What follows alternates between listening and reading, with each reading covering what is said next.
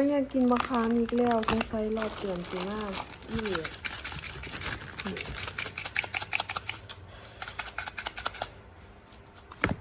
อันนี้เขาแถมมาได้จ้ะแต่ว่าสิใส่พริกผงหมูว่านก็กินมือนี้ก็กินให้มันเบิดมือนี่ล่ะนอนอยู่กับน้ำลายแตกบอกอีเหลีย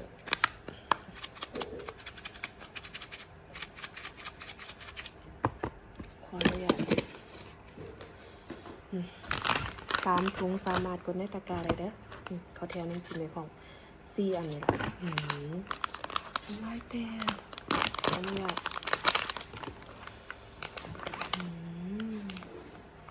ขออนุญาตเด้อหมูว่านก็กิน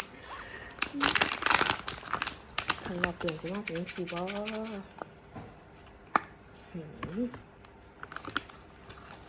นี่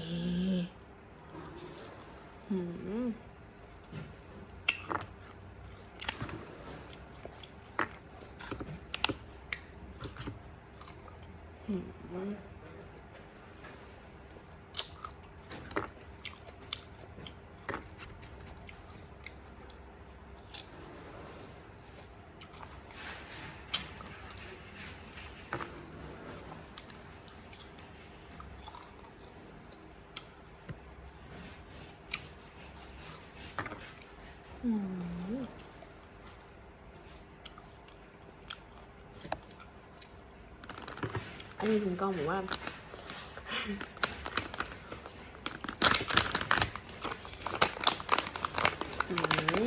นี่จะฝักแบบนี่จะฝักอวบนี่อาจจะเสียงหน่อยเล็กน้อยค่ะเพราะหน้าบ้านค่ะที่พื้นอาจจะมีเสียงหน่อยน้ำลายแตกอ่ะ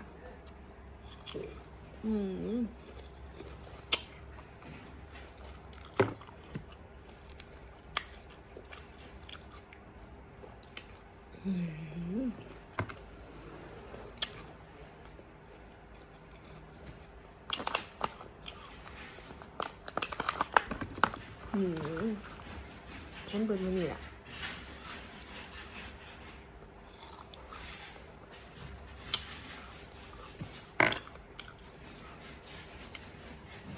ถ้าอยากติดต่อกันแบบเนี้ยแสดงว่า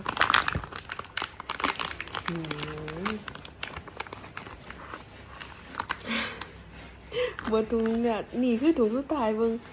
ว้านมึงอยู่ยังไงเบิ้งไกลๆไงแห้ง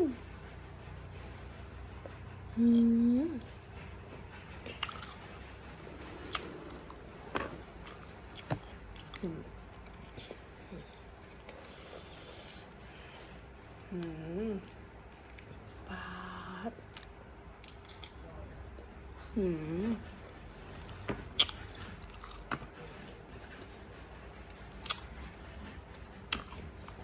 ถุงสุดท้ายฝักไงครับ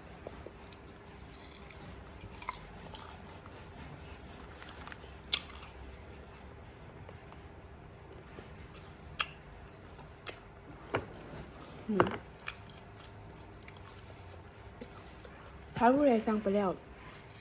ถ้าผู้ใดมักเผ็ดก็ใส่บักพริกเพิ่มแล้วก็เขย่าเด้อ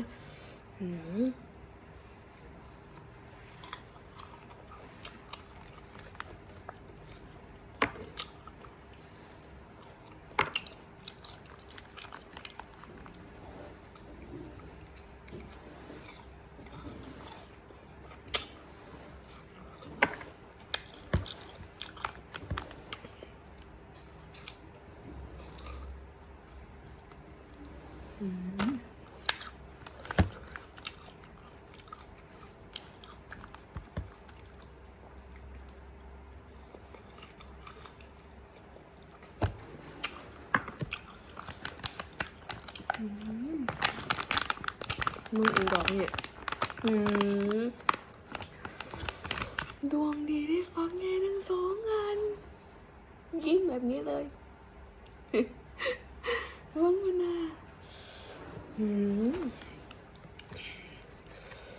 บาด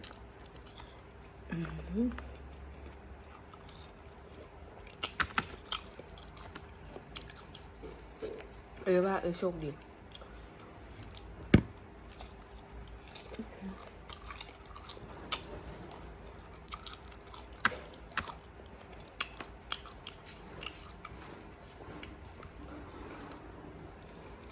อื้อหือ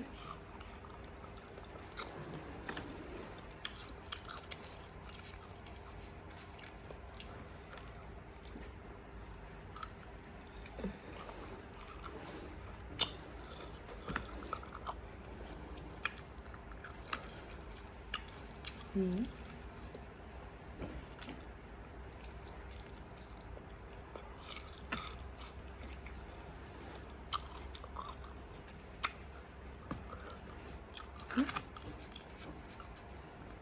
ไม่มันก็อ่อนๆหยำไปเลย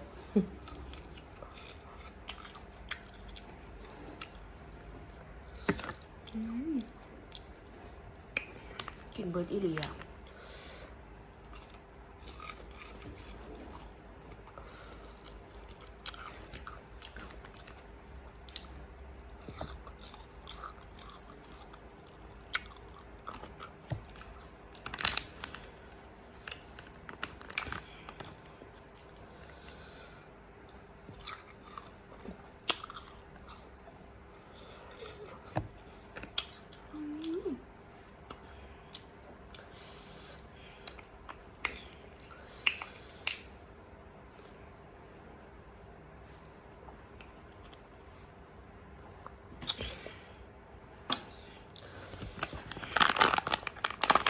เบิร์ดแล้วกับเบิร์ด